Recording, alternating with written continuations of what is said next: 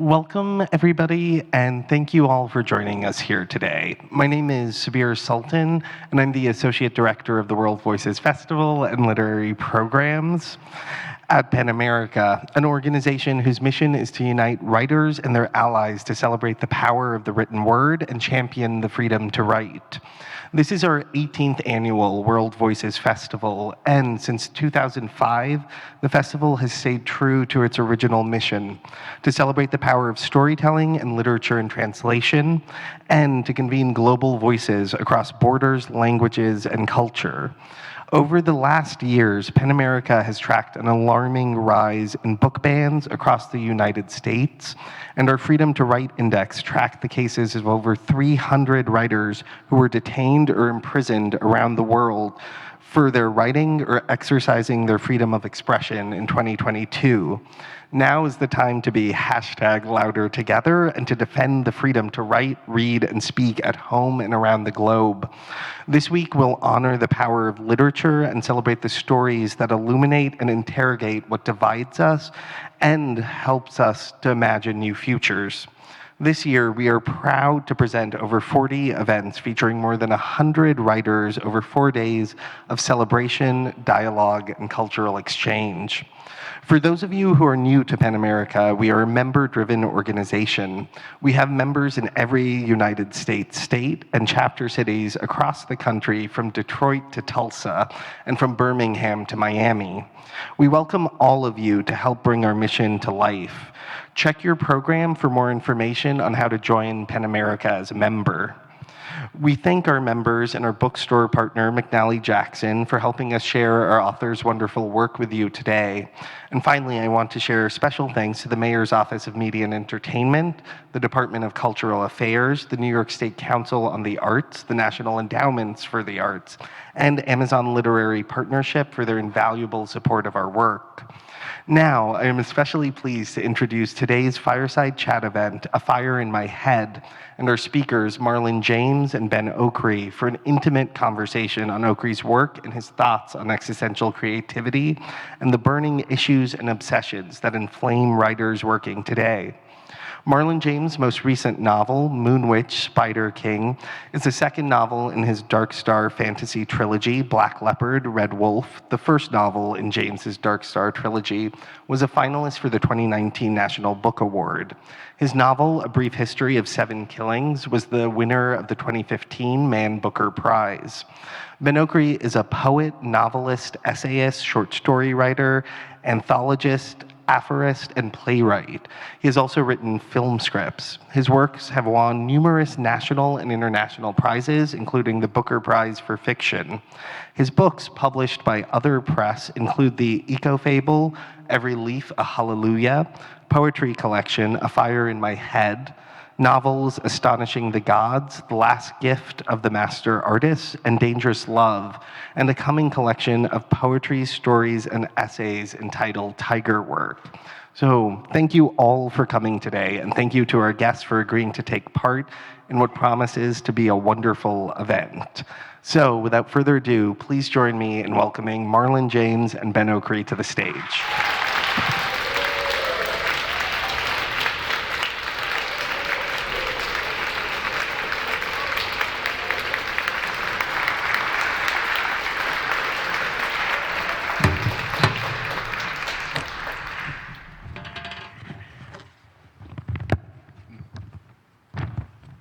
Ben, so good to see you.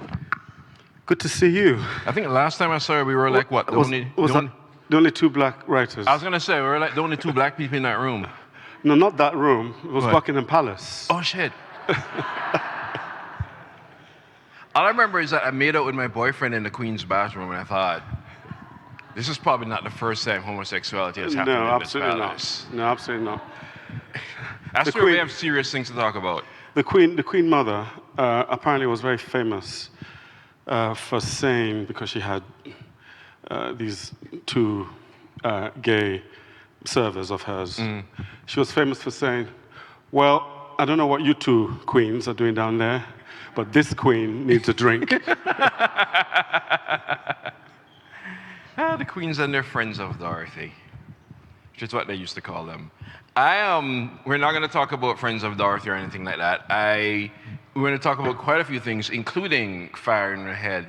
I wanted to start out with, one of the things I've always admired about you and about your writing is you're not afraid to ask the big questions.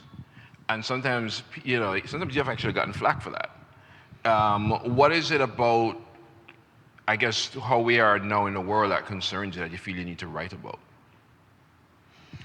Well, I think, first of all, the whole flack, no, first of all, it's a real pleasure to be here. It's been a while, and I love this space.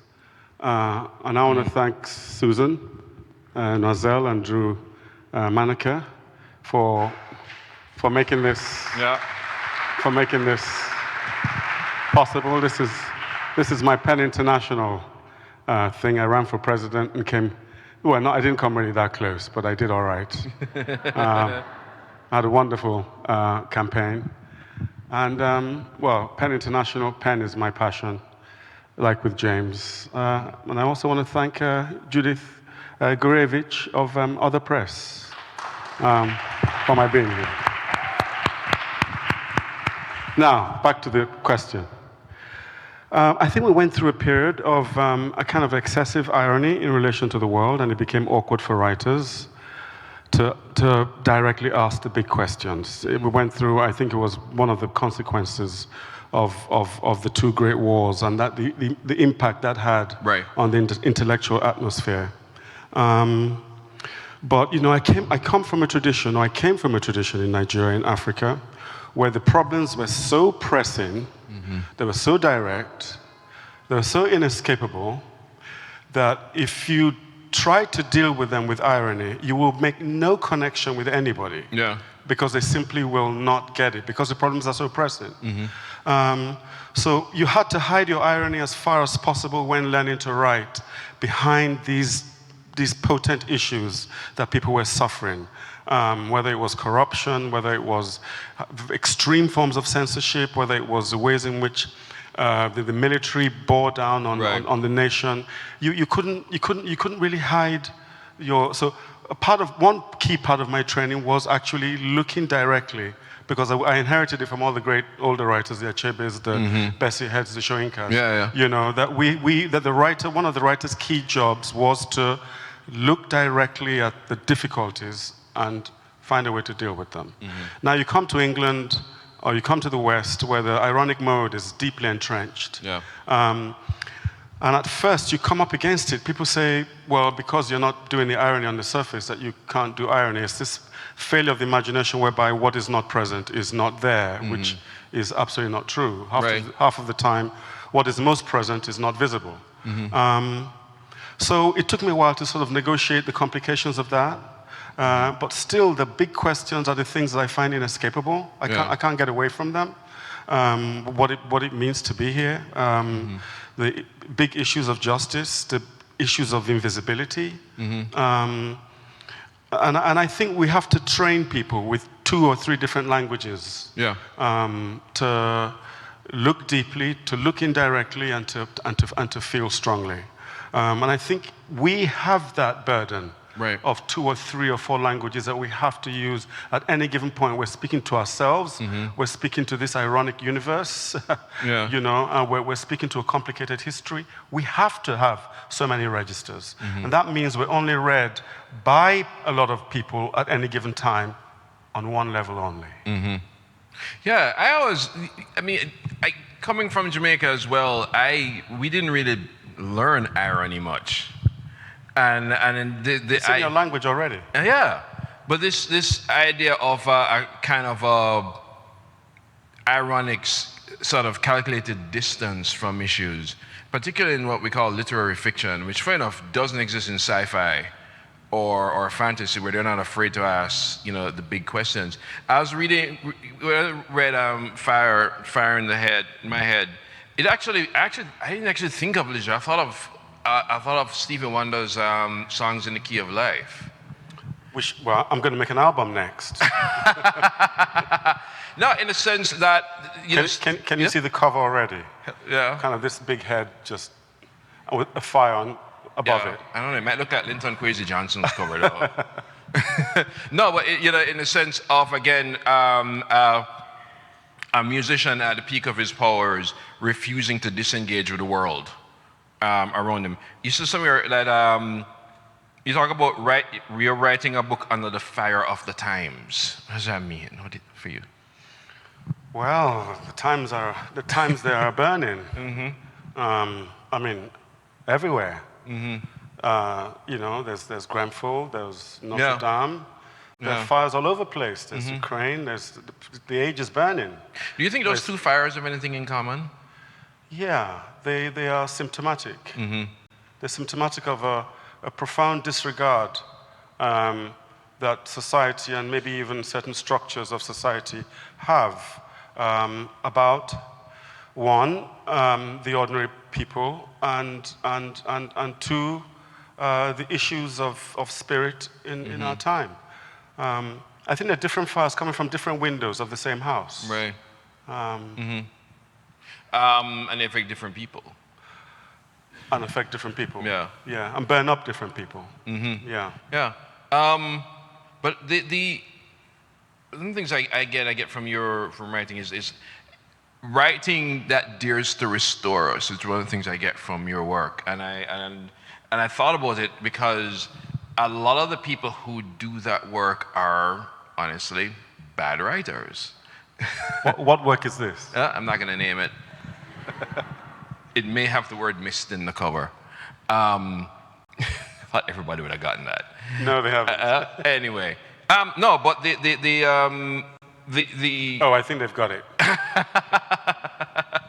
But it raises the question, what do you think stories can still do?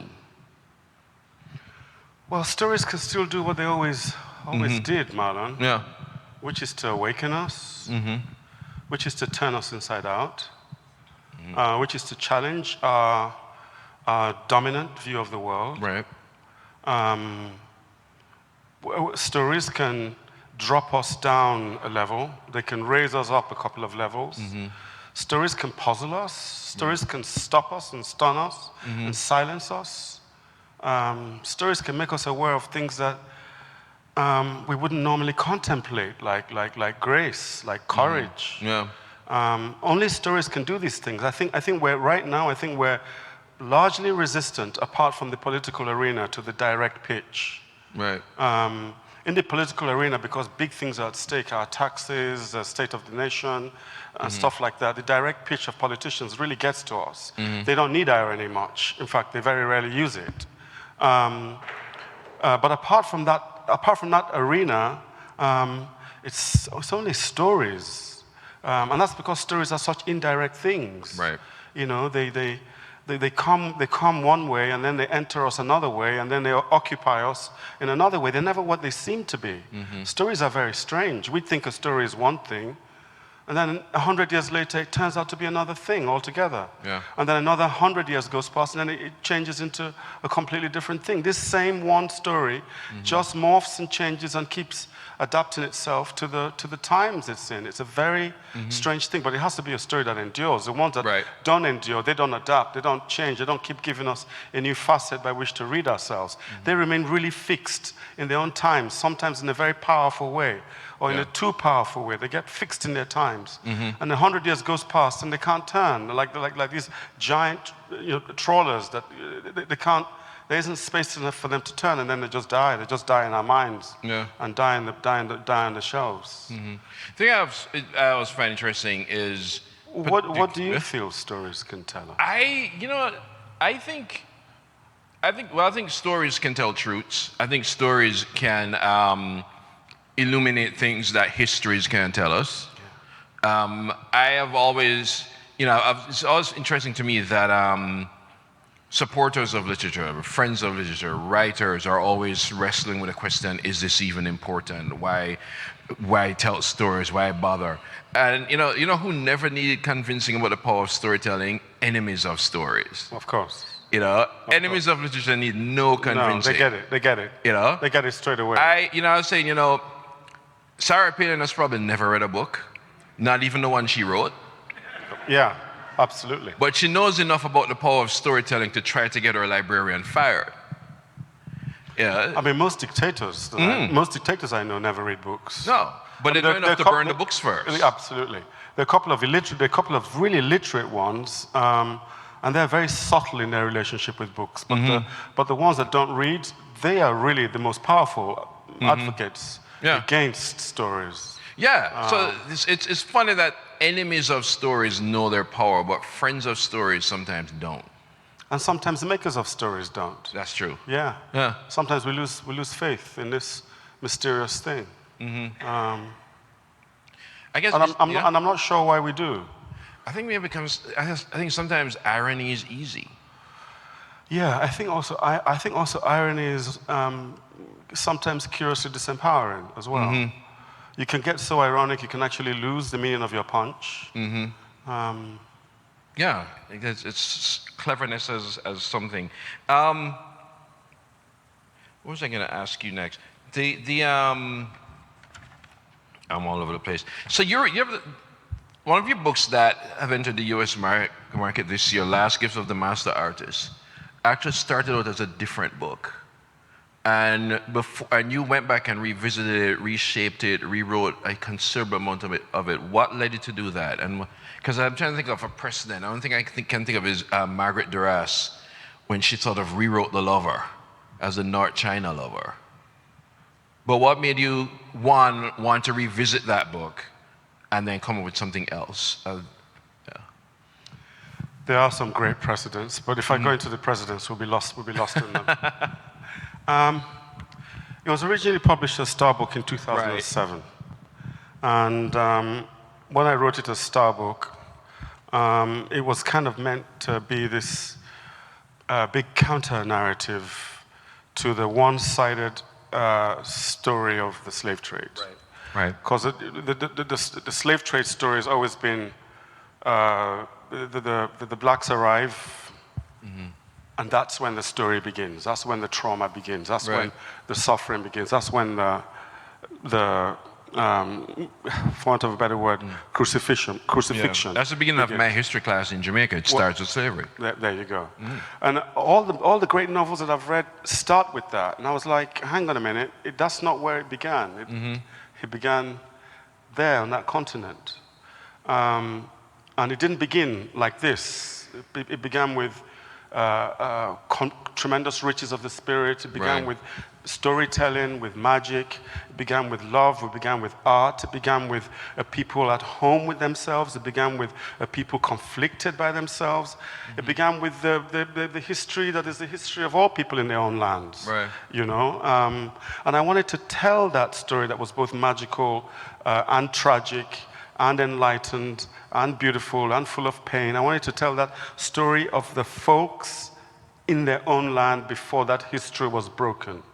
And so I told the story because I think there are two powerful points in the arc of the things that happen to us. It's after the things happen to us and before. And we're not very much drawn to the before because we tend to see the meaning of action in the actual action itself. But I think the meaning of an action is also in everything, all the pressure, all the beauty of what went on before. And I wanted to tell that big before story. Africa in its beauty, Africa in its innocence, Africa in its magic. Just before this arrival of the slave ships, just before that history broke. And I wanted to stop it just at that moment before, so that you get a sense of what was really carried over. Because in the other narrative, what was carried over was just the fact that they were slaves. But when you have this rich before story, what you have is a people with a great and autonomous civilization. And once you put that into the picture, you have to change the perception of everything. So I wrote Star Book as that, and I wrote it in this rich, circular, slightly spiritual, mythical narrative. And in the narrative, there were these gaps. There were the gaps of history, the gaps of the people, gaps in their mind, gaps in their love stories. There were gaps. And I forgot one important thing when I was writing that first big draft of Starbook. I forgot the secret structure that the book demanded, Right. which is that it had to have gaps. In the writing of it had to have spaces in which these gaps could sing, and I forgot that. I forgot the great relationship between a story that you're telling and the internal aesthetics of the story that you're telling. It was only years afterwards, when I was doing a casual reading for people, I suddenly realized I'd written Starbook, and every page of it was dense. And I was like, I missed the gaps. I missed the spaces. Yeah. The minute I did that, I had to find a new tone for the book, and I had to reconfigure it. So it's the same book, but with more aesthetic inner truth. So, make me think if there's any book I read that I want to rewrite. It's a dangerous road to go down. I know, Marlon. it's like... It took me about 7 years. And you know what? It didn't just take me 7 years. I had to hide the 7 years. You know? I had to press everything down inside. I had to do a lot of underground, a lot of pressing underground work. It's a dangerous thing to do. Yeah. Does that mean that a book is not necessarily a finished thing when you're finished with it? Well, only when you're dead, if it finished.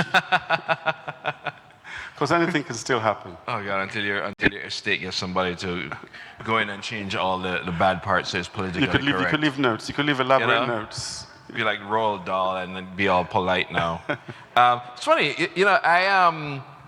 I know it because I wrote a novel about slavery, but the thing about it I realized is, especially growing up in Jamaica, that was our ground zero, and life before that, never happens. There's no Bible out there that starts with "by the rivers of Babylon," because a couple hundred years would have missed. And there's always, for me, it was always a sense of, I give this lecture, Tolkien lecture about myths and why our mythologies are important, and how, King Arthur is something that I don't think the average British person thinks about much. But except deeply subconsciously. That's what I'm saying. Deeply. In that the idea of Camelot, the idea of chivalry and so on, is an essential part of this rule Britannia myth. And the idea of return. And the idea of return. Yeah. And especially when the reality is that, the British Isles are one of the most dense backwaters in all of Europe. I mean, when the Romans land, they're like, what the heck is this? What the hell is not here? I was like, shit is not a cosmetic. First thing they did was build a wall. Precisely. Yeah. But the mythology of Arthur and so on helps strengthen, sometimes to a very bad extent, that sort of Britishness. Then I thought of, well, what happens to somebody like me who doesn't have those foundational myths? But they're there. That's what our job. Right. That's what our job is. To give, it happened here in America. Folks turned up here in America in all sorts of ways. And the earliest writers, the first thing they had to do was start to provide a foundational myth. And that's what Melville, that's what Moby Dick's all about. That's what Hawthorne, that's what the great poet. What is his name? Who? Whitman? Whitman. That's exactly what Whitman was doing. Yeah, he was providing this tremendous foundational myth, but situating it in the present moment. It was a double trick they had to do, and I think it's the impossibility and the unavoidable necessity of all lands that have started in what appears to be mid-story, but it's not. See, I always thought myth making is an act of survival. It's an act of survival, but I also think it's an act of psychic insurance and psychic reconstruction. Because it's very hard to tell a myth forward. All of our myths appear to go forward, but they actually take all their energy from behind, from backwards. Right. And if the backwards is not there, they make it up. Myths have to do that. Yeah. But I mean, like Afrofuturism, in a lot of ways, that's what it does. It goes backward and then shoot forward. And then goes forward. It goes backward in order to go forward in a different way. Yeah. I know when I was writing these leopard books. That's what I had to do, because it wasn't just enough. It's very easy to just do a novel in brownface. And the magic child who shall lead them and all of that. But it had to be an unlearning. Like, for example, when I was doing research for writing Black Leopard, I didn't expect to find queerness. Oh, it's there. Yeah. It's there. And- It's there in the literature as well. Yeah, in the literature and the culture. I didn't expect to find it. People think I was just, That you made it up. I got to drop some gay shit on the African story. No, it's there.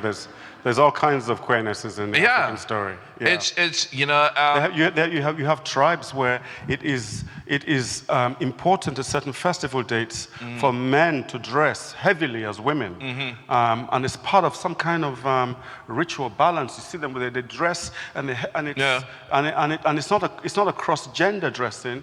I think of it as a kind of elastic engagement. Right. With all aspects of the human spirit. And that elasticity is important. Like one of the things I would say, I remember where I was, and it was a black audience, and I was like, you never notice that you have no problem calling a single person them?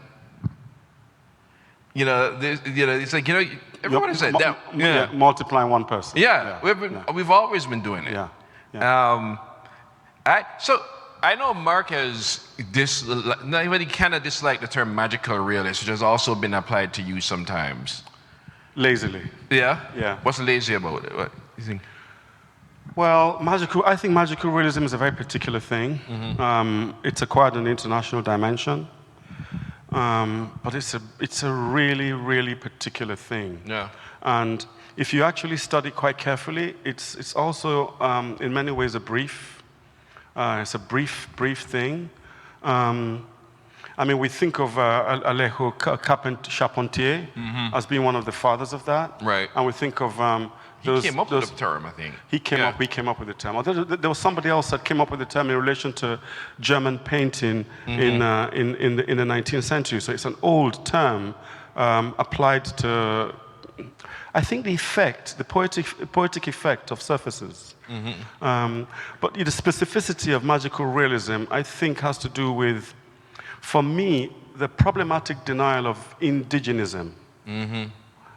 Because the magical realists were, sorry to have to say this, they were all actually Europeans. And so there are two great trends in South American literature, Latin American literature. Right. One was the European trend, these big masters that came out in the 20th century, Llosa, Fuentes, Marquez, and the indigenes, who are not much spoken about. Yeah? So that, for me, is the specificity of magic realism, one of its specificities, which, when extended to someone like me, doesn't make sense. Yeah. Because what I'm doing is drawing from the myth of the land. I'm drawing from the reality of the land and the way we see things. I'm simply backing myself into how we see things that got trained out of us by a colonial education. Yeah. And that's different. Yeah. It's interesting. I always loved Marquez as one of the indigenous, close to the indigenous, because he's just such a Caribbean writer. Yeah, he's a Caribbean writer, but he didn't really identify with the indigenousness of Colombia. No, he didn't. But which is very interesting. Yeah, but to me, he's different from, say, a Bolaño, who people love. Yeah. But every Bolaño, I just see constant Euro love. Yeah. Yes. Absolutely. And a lot of that, the so-called avant-garde. I'm like, I get it. Sebald was major for you. Yeah. Absolutely. But and I take your point about Marquez and the Caribbean-ness. He really loved the idea of the Caribbean, and I think that's really important in especially his early middle works. Yeah, that Caribbean-ness, which is a generosity, it's sunlight, it's a love of food, a love of sex, sensuality. It's a roughness, it's a dance. All of those elements. It's interesting that. Did you know that when he was writing 100 Years of Solitude, he was listening to the Beatles a lot?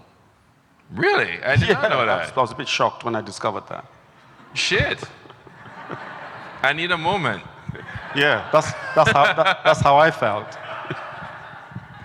Yeah? It's like, I remember when I was writing Black Leopard, Red Wolf, and people asked me what they thought I was listening to Miriam Makeba all day. I was like, actually, I was listening to Adam and the Ants. And loads of Joy Division Peel sessions. Well, you disguised it really well. I listened to a lot of Fela Kuti. So I would love for you to read one of your poems. So I want to talk about two lines from your poems first. One poem has this line, walking in moonlight wonder. And another poem has this line, tyranny rises when vigilance sleeps. And I wonder, can we seek justice and beauty at the same time? I think we have no choice. Yeah. Yeah. I think if we seek justice without beauty, the justice that we seek will be a flawed justice. It will be a one-legged, one-armed, one-eyed justice. I think justice, by its very nature and at its heart, is allied to beauty. I think the harder question is, can we seek beauty without justice?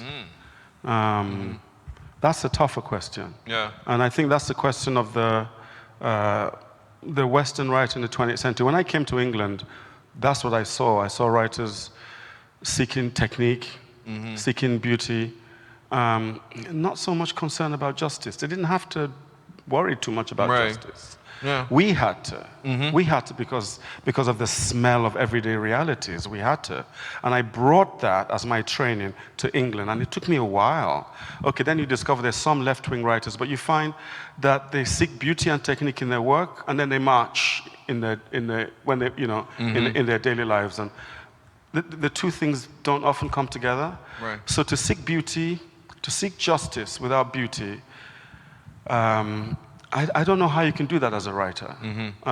Because how do you express injustice if it isn't also with the secret power of beauty, the secret frames, the secret form, the secret techniques? Because beauty is not just this decorative, obvious, facial thing. Beauty is also the secret structure. Right. Beauty is also the very mechanism, the very DNA, the very way in which words or a story or a poem gets into us and then becomes part of us.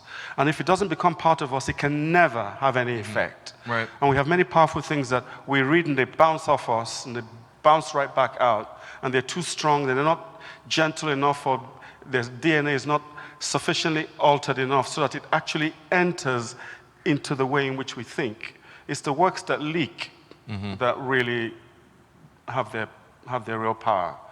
And the way in which something leaks, those are the techniques of beauty. Yeah. I think. Oh, that is a very good way to segue into you reading us a poem. You're going to have to hold this one. Yeah? All right.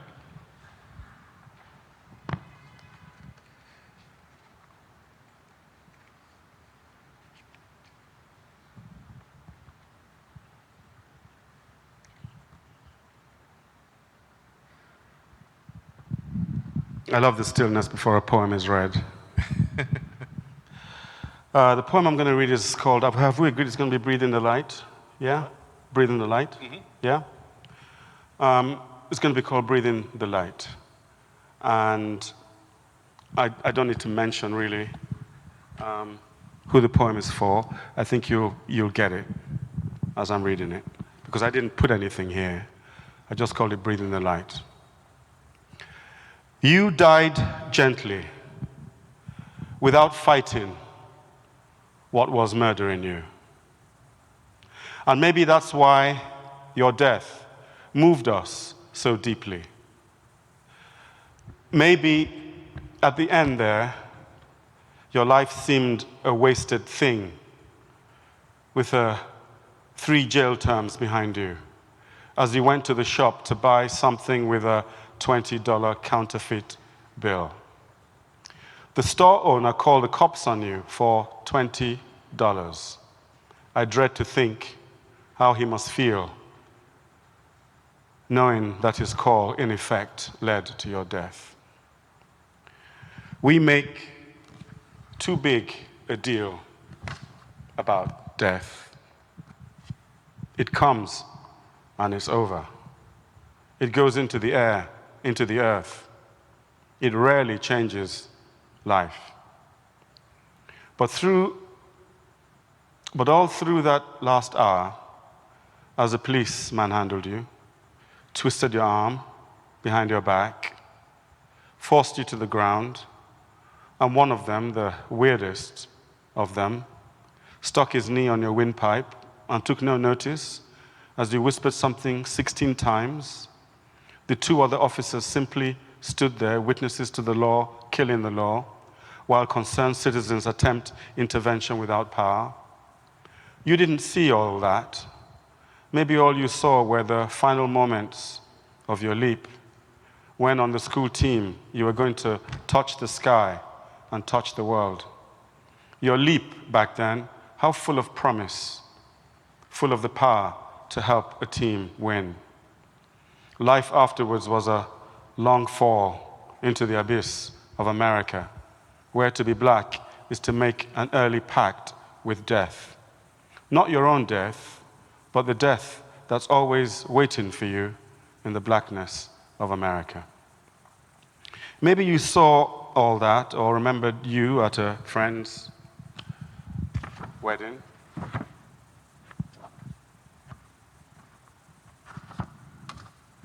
Wearing a white suit, tall like the bridegroom of Aphrodite, tall for a big destiny that eluded you year after year in the purple light of the Republic.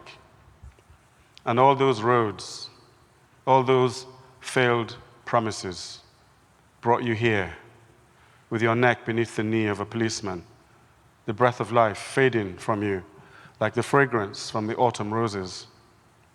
You called your breath 16 times like a sad lover, while two white women filmed the grim catastrophe of injustice that bloomed there in Lincoln's graveyard, the whole broken earth of America. You didn't fight, you simply faded as your breath drifted away beneath the knee of justice. You hadn't been charged, you hadn't been tried, you hadn't been found guilty, you had not been sentenced, and yet you were being crushed to death while the whole world watched. Maybe it's because you did not fight, did not struggle, because you knew that to resist was to invite death from the law. You learned not to struggle, not to curse, not to protest, not to fight back, only how to die like flotsam on a receding tide. It was a kind of love, your dying, a kind of gentleness. There's no end to the insult we suffer. When did it really begin? But it was that way you let your breath go, let it go 16 times, watching it, eyes slowly dimming. Maybe it was your doing nothing, but let the heart of America reveal itself. That was the greatest way of speaking, the greater way of dying, that brings down the whole dead house of race that died long ago in white power and black silence, died but did not know it because of all the guns, the law, the whole invisible, inviolate matrix of sustenance. But hatred dies slowly, dies a long time, and maybe will never die truly as long as eyes see fear where heart sees flowers. What did I ever do to be hated by you? And so your death passed into the force of history because it awakened the silences, the pain, the injustices that have been stored up for 400 colorless years. You died into silence, but the big world rose up in speech. There's no poetry greater than when the world sees at last that it can be free, free to breathe the light that keeps the Republic alive.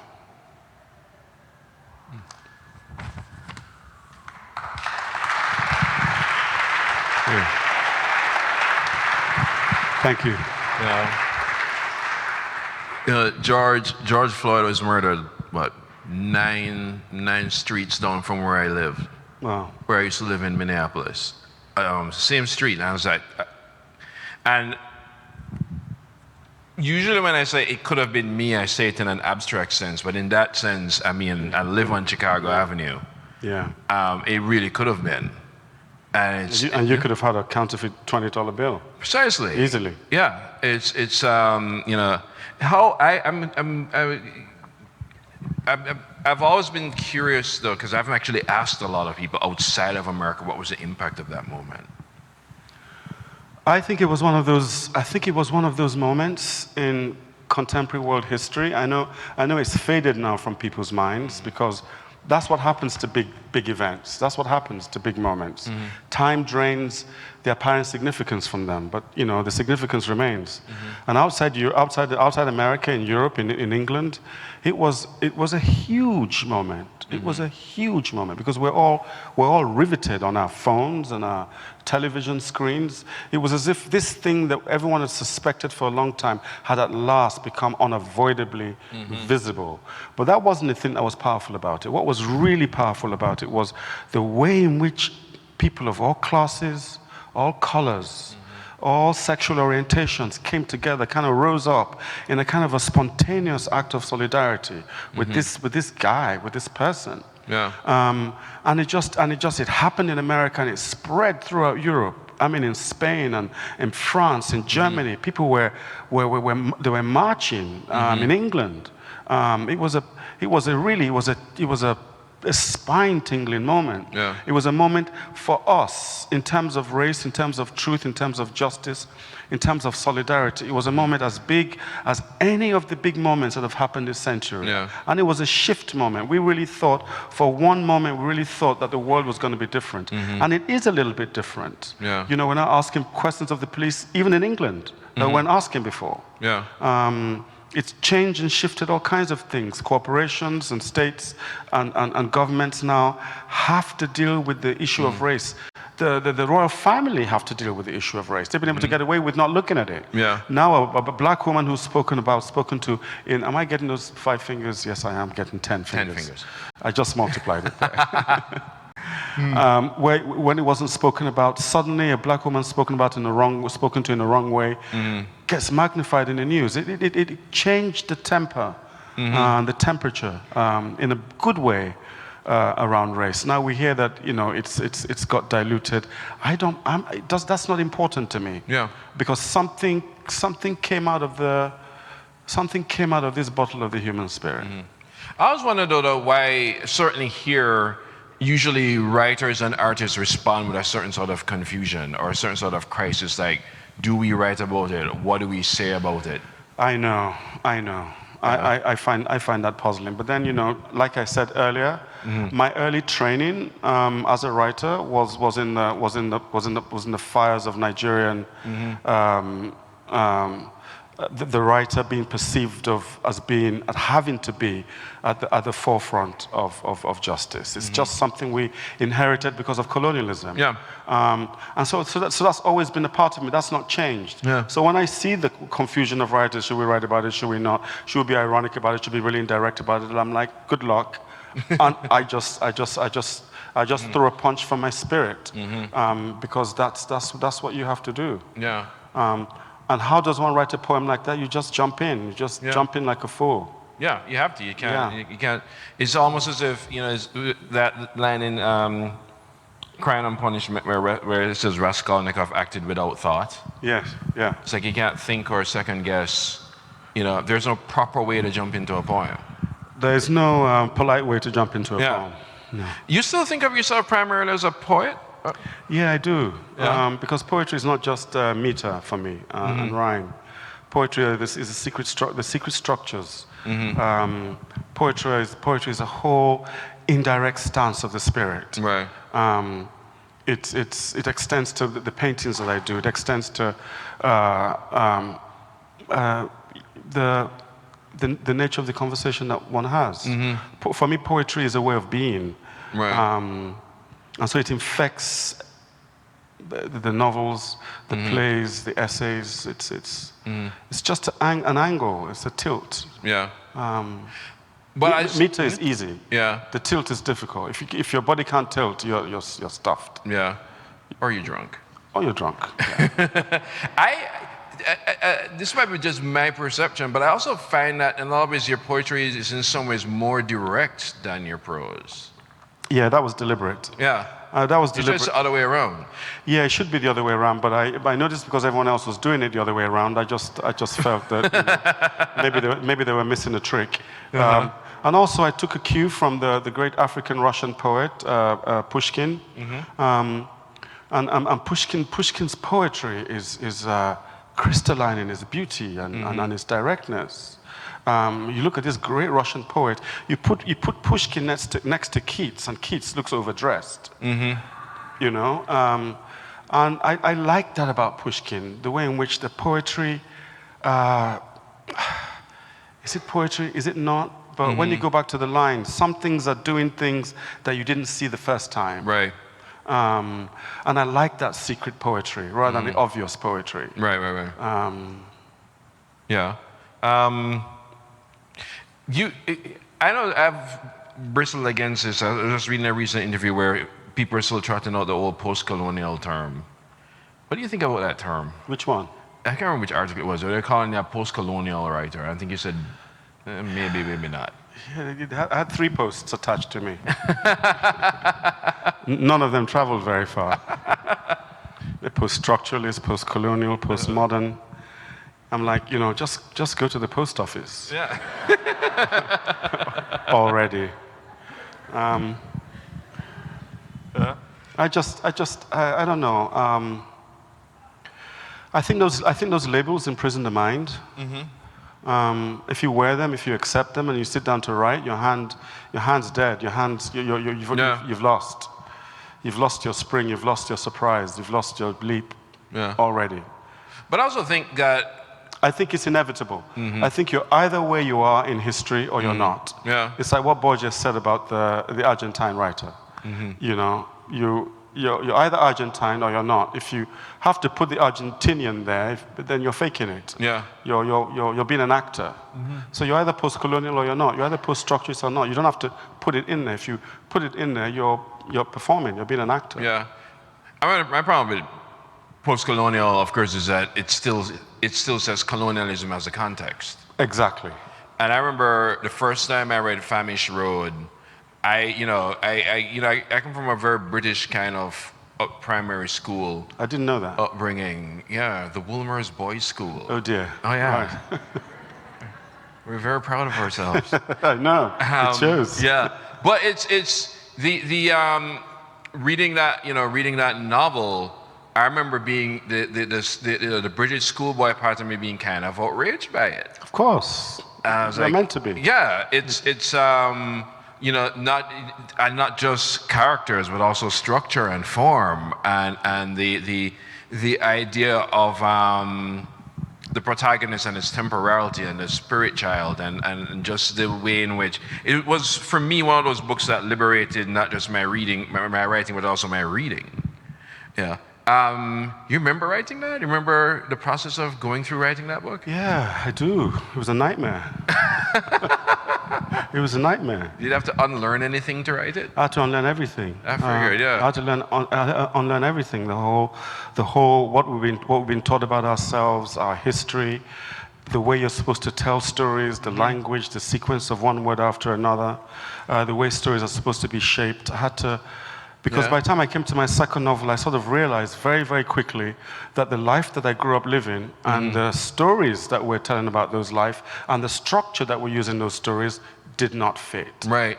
They just did not fit. It was like seeing someone who was shaped kind of really, really, really straight, wearing a multi-triangular, circular sort of dress. It just didn't make sense. It didn't fit.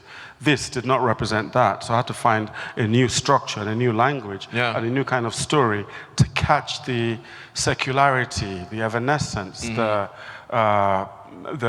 self-inventiveness of this daily African life. That's interesting. So I had to take my language apart. I got a primer. I got a primary school primer for when you're 1 and 2 years old. I went back to the beginning of language. Yeah. I had to do that. I kept telling people I had to break my hands. Yeah. I had to write this book as well, these 2 books, because Toni Morrison talks about how she could only be a certain type of writer until she read Bessie Head. Oh wow, it was Bessie Head that's responsible, yeah? Yeah, nice. Bessie Head and absolutely. Bessie Head and Chinua Achebe, because they didn't know there was. She didn't know there was another type of black writing that goes on. Now think what would have happened to her if she had been intoxicated by Amos Tutuola. Oof. Oof. All right, I need another moment now. Yeah, me too. Because I'm pretty intoxicated by I know. Amos Tutuola. I know.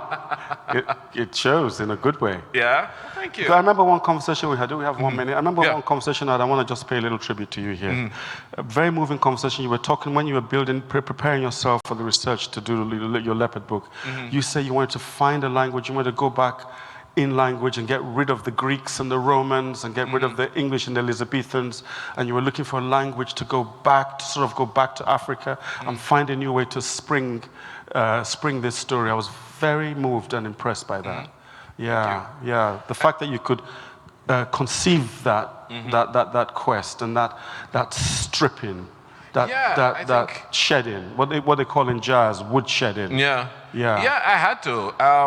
It's the most hilarious thing was reading history books, because if it was an African history book written in the past 70 years, it was useless. Yeah, and if it was a colonial novel written in the past 100 years, it was dangerous. It was comedy now, but it was dangerous. All right, I think we have time for some questions. I hope that was a question signal and not that we are out of time signal. All right, how do we do this? I just point at somebody. Oh, good, there's a mic. A giant mic will appear. All right. So, time for questions, not comments disguised as questions. You know who you are. No, this is actual real question. Thank you. This was a fascinating talk. Wonderful to see you again, Ben.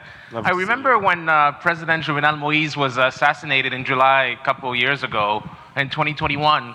All these journalists were asking Denis Laferrière, oh, what do you think of this? And Denis Laferrière says, I don't want to comment on all these crazy things that happen. Every time something crazy happens in Haiti, they always call me. And so this question is inspired by this beautiful poem that you read, Ben. How qualified do you feel now to comment on things that are happening in Nigeria, even though you live in London? And maybe, Marlon, for you, how qualified do you feel to speak about Jamaica 2023?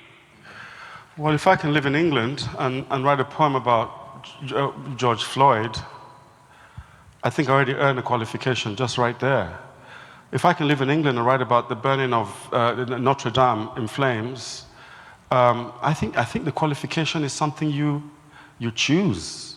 It's the affinity of your spirit. If you know enough about it and you feel strongly enough about it, of course you can comment in any number of forms, whether it's poetry, prose, direct journalistic comment.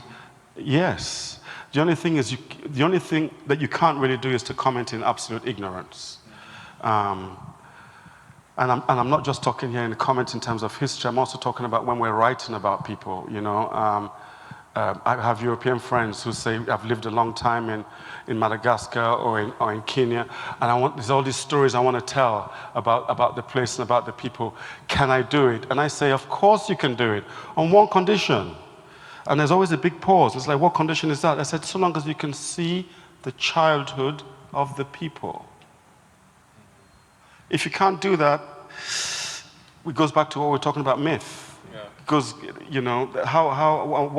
what is the level of your creative comment? That's my response. Yeah, I also think there's more to a story than the news report. And, Toni Morrison talks about how that Tolstoy could never have known that he was speaking to a black girl in Lorain, Ohio. Jessica Hagedorn's novel Dog Eaters is the greatest novel about Jamaica I've ever read. It's set in the Philippines. I read it and I was like, I know everything here, right down to the daily life being suspended between a political election and a beauty contest. Like, yep, that's Jamaica, that's Mexico, that's Nigeria, that's So if these writers writing about their own conditions speak to the universal condition anyway, I think anybody is qualified. I still think, in that sense, I'm still qualified to talk about or write about Jamaica. And it's what I primarily write about. And I think if writers have that essential humanity, then they do speak to whatever condition. And I think the opposite is also true, which is that if you don't want to write about it, you're under no obligation to do that. Mm-hmm. In spite of the pressure that people put on you. It's the choice of your conscience and the choice of your spirit and the choice of your affinity and your sense of history. I think if it's really important, it's there anyway. Mm-hmm. Any other questions? Please. You sorry. do have to run. So you have to make a. Sorry, you have to run too far. I haven't read much of Ben, sorry, but I love the fantasy series, and I was just gonna say, big fan of the X-Men myself, but how does shape-shifting as a theme that maybe transcends different cultures? Like, what does that mean to you that it is like such a prominent thing across like ancient cultures and myth? And I feel like you use it like so well, and I just like how you employ it in your stories. So, just shape-shifting as a theme. Like, what's your take on it? Like, Oh my God. That's a big one. I think because shape-shifting for me, because one, as a black person in this diaspora, I shape-shift all the time. The way in which I'm talking on this stage is not how I'm going to talk to my cousins later. And yeah, I remember once I was at this festival and there was a Scottish guy there, and the thing that was great about it is that he could talk thick Scottish and I could talk thick Jamaican, and we understood each other, so we just trashed all the British people. I don't understand that shape is not a given thing. And I think there is, when I was writing Black Leopard, one of the things I had to get rid of is this Calvinism. And I think a lot of us aren't necessarily practicing Christians, but we are practicing Calvinists. And even the whole idea of reality and the whole idea of this, we tend to look at wisdom and identity and all these things as processes of reduction, which has never made sense to me because I've never been one thing.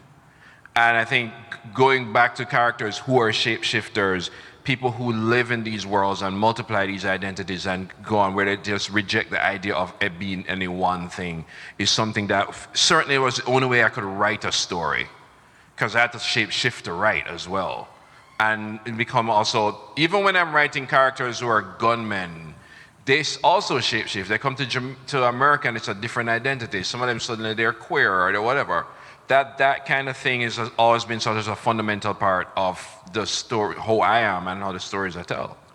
And also shapeshifting is a real phenomena. We have shamans who do that. Mm-hmm. We have people who have the power to do that. I grew up knowing people, you see them walk down the street, 2 minutes later you see them walk back and they're different. Mm-hmm. Really. It's hard to get that in fiction. Yeah. Questions? Oh. Right. Over here. Thank you. I like the silence before questions. Hey, Malika. I don't know, Malika is like a literary legend. I'm afraid of this question. No. With a tricky knee, so I'm glad I didn't limp over here. But what I would like for you to comment on or reflect on or share, if you're writing about America, our new kind of a different identity in the 21st century is having this huge authoritarian element, this move.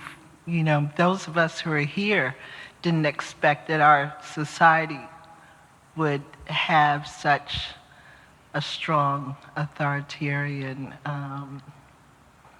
idea about how the society should be, and have this notion that racism is back or greater or new. Some of us know that it had never gone anywhere, but just your thoughts on that. America as the new banana republic, so to speak. You're looking at me? Yeah, I'm looking at you. It's your event. Your qualification is greater than mine here.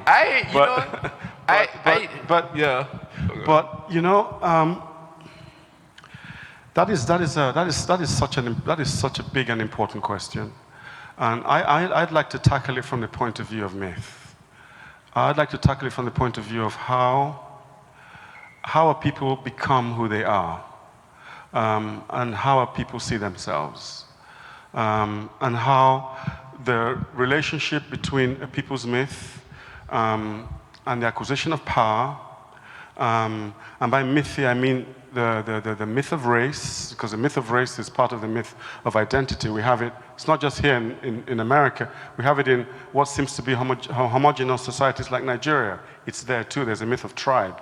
I am fascinated by how this myth is very, very, very difficult for people to challenge. Until it is challenged, nothing else really changes, even in the laws and the politics. It's the myth itself. The people have to ask the fundamental questions of who they think they are and how they came by these labels that they live by. Labels of color, labels of hierarchy. How did that happen? Because that leaked into everything, into the police force, into the political system, into the voting system. That's where it comes from. How to question those myths. I don't read many writers who turn back enough and look at these secret foundation myths and the implication and how they go on unfolding through time. Because myth too is a destiny. We forget that. We think myth is a passive thing that we quietly pass on to our children, and it's not doing anything. It is living in the society. It is doing its work every single day. It enters the perception, and in the perception enters the deeds. We think we can change things just by laws. That's like trying to put out a fire that's burning from the center of a building by spraying water on the roof. We need to go to the foundational depths of how we got to thinking about ourselves in the way we do.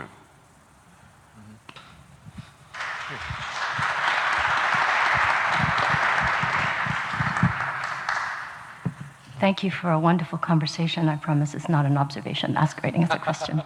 But my original question, which has now been tweaked by the last wonderful question, and your answer is I'd like this question to be an invitation to expand some of the specificity of your observations that you've shared with us. And I will say specifically the specificity regarding Africa, the continent, and the Caribbean. And so when we talk about, like, where I start asking the question is China. So you talk about the US, kind of a wannabe authoritarianism and really slouching towards authoritarianism. China is there and is actually the driver of much of the injustice in the world. So the big question is, we can't even get through the myth of understanding China. But the question is, I was very provoked by your comment that dictators don't read. Oh, some of the ones I know don't. Yeah. So the ones that I unfortunately do know. So this is the invitation for your observation on this is Mao, who killed millions, right?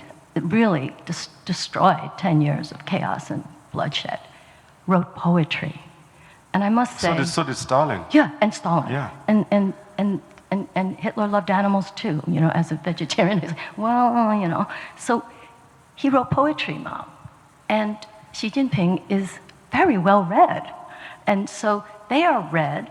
So what I really would love to hear both your observations on is when they're not just like some clowns that have achieved power in this country, haven't read a thing in their lives, but when they are involved in taking the story and reappropriating the origin story of who we are as Chinese, but not just your urging of all of us to ask the big questions and challenge, those labels.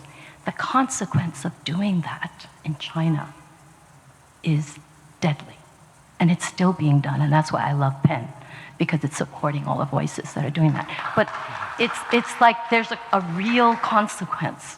And for my homeland, Hong Kong, I'm a Hong Konger, your wonderful book, Astonishing the Gods, was published in 1995, 2 years before Hong Kong was supposedly returned from its colonial masters to Beijing to be recolonized.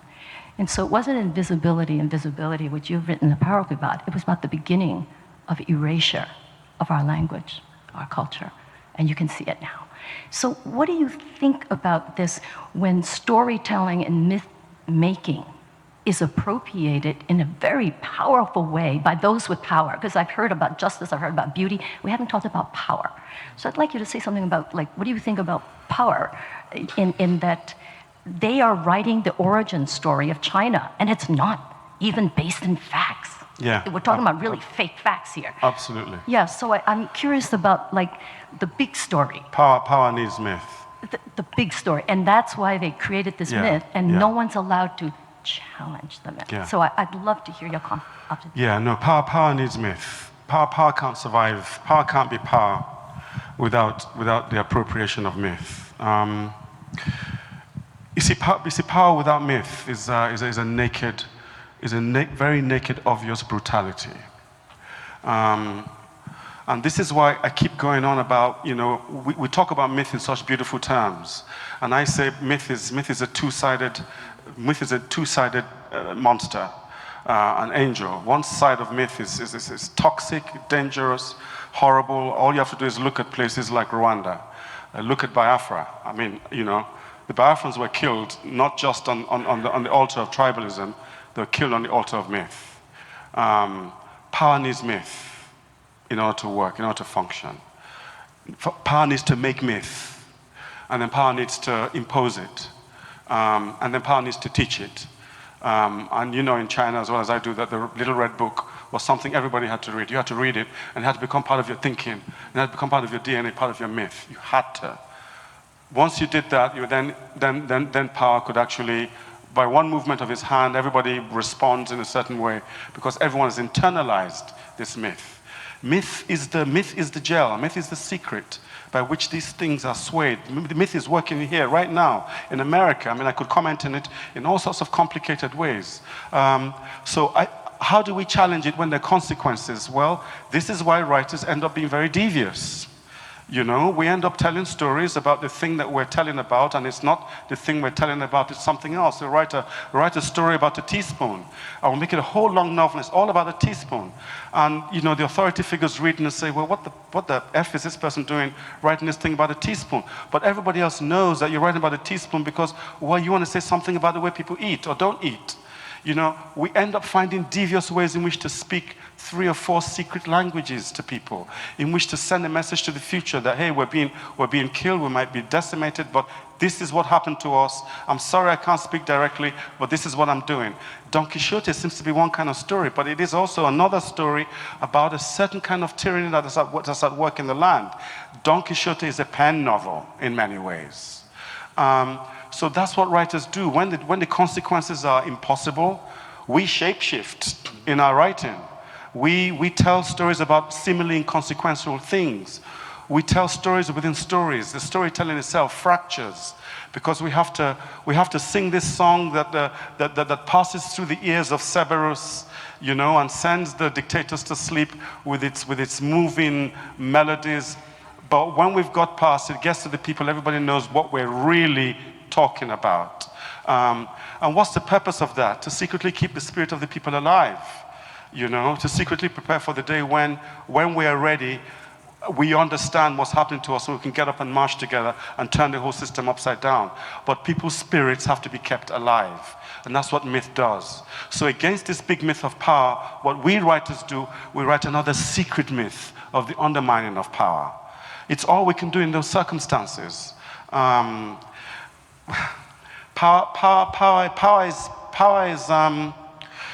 is the thing that you don't get into a ring with directly. Power is the thing that you undermine in all sorts of indirect ways. You enter into the water of people's dreams. That's what we do.